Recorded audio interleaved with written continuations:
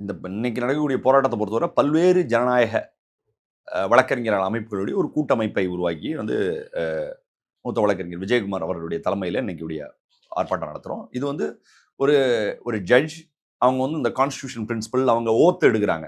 இந்த constitution uphold பண்ணுறோங்கிற அந்த ஓத்து இருக்காங்க. அதை மீறி நடக்கும் பொழுது அதிகபட்சமாக அவங்க மேலே நடவடிக்கை எடுக்கிறது இம்பீச்மெண்ட் தான் எடுக்க முடியும். அப்படி ஒரு இம்பீச்மெண்ட் எடுக்கணுங்கிறது தான் ஒரு தொடக்க நிலையில் இதில் ஒரு டிமாண்டாக இருக்குது. இதில் என்ன ப்ராப்ளம்னா, ஒரு ஜுடிஷியரியில் ஜட்ஜஸ் கான்ஸ்டியூஷனுடைய வேல்யூஸ் இதில் நிறைய பிரின்சிபிள்ஸ் இருக்குது. இதை ஃபாலோ பண்ணணும். நீங்கள் ஒரு காமன் மேன் மாதிரி ஒரு வியூஸை நம்ம இது பண்ண முடியாது. இப்போ இந்த திருப்பரங்குன்றம் ஜட்ஜ்மெண்ட், இப்போ நம்ம திருப்பரங்குன்றம் ஜட்ஜ்மெண்ட்டில் இருந்து மட்டும்தான் இந்த விஷயத்தை நம்ம ரைஸ் பண்ணுறோம். அதுக்கு முன்னாடி இருக்கக்கூடிய விஷயங்களை நாம் இது இப்போ ஜுடிஷியரி கான்சியஸ் இருக்குல்ல, ஒரு ஃபேர் கிரிட்டிசிசம்ங்கிறது ஜுடிஷியரியை தன்னைத்தானே சரி பண்ணி கொடுக்குது. நம்ம மெம்பர் ஆஃப் த பார் வழக்கறிஞர்கள். அப்போ இது சொசைட்டியில் பெரிய பாதிப்பை ஏற்படுத்தக்கூடிய ஒரு தீர்ப்பை சொல்லும் பொழுது, அதை லீகல் பிரின்சிபிள்ஸை ஃபாலோ பண்ணாமல் இருக்கும் பொழுது அந்த ஜட்ஜ்மெண்ட்டை நம்ம கிரிட்டிசைஸ் பண்ணுறோம். இதை எப்படி எடுத்துகிட்டு போகணும்னு நம்ம நினைக்கிறோம். அது ஜுடிஷியரி கான்சியஸை நம்ம தட்டி எழுப்புறதுக்காக தான்.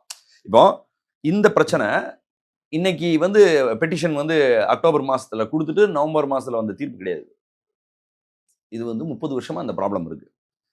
இந்த ஒரு எக்ஸ்ட்ரீமாக இருக்கக்கூடிய ஒரு எலிமெண்ட்ஸ் இது மாதிரி எங்கெங்கெல்லாம் லிஸ்ட் எடுத்துட்டு இதை இடிக்கணும், அதை இடிக்கணும், மசூதி இடிக்கணும் பண்ணிக்கிட்டு இருக்காங்க. கண்ணுக்கு முன்னாடி இடிச்சிருக்கவும் செய்கிறாங்க. இந்த பேக்ரவுண்டில் இது 94 ஒரு ஜட்மெண்ட். அதாவது இந்த சூட் 1923 முடிஞ்சிருது. அப்புறம் பிரிவி கவுன்சில், அப்பீலு 1960 அது 70 வரைக்கும்லாம் நடந்துகிட்டு இருக்கு. பல்வேறு வழக்குகள். ஆனால் பேசிக்கான கோரான கொஸ்டின், எது யாருக்கு சொந்தம்? திருப்பரங்குன்றம் மலையில் தனித்தனியாக நிறைய ஆக்கிபை பண்ணியிருக்காங்க. அதை தவிர அந்த சிக்கந்தர் தர்கா இருக்கக்கூடிய மலை உச்சி, அதுக்கு கீழே இருக்கக்கூடிய நெல்லித்தோப்புல இருந்து அதுக்கு போகக்கூடிய பாதை, இதெல்லாம் முஸ்லீம்.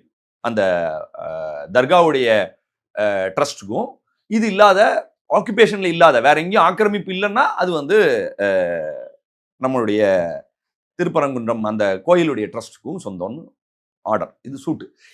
இந்த சூட்டே ஆக்சுவலா நடந்தது வெறும் முஸ்லீமுக்கும் ஹிந்துக்கும் இடையில உள்ள கேஸ் கிடையாது.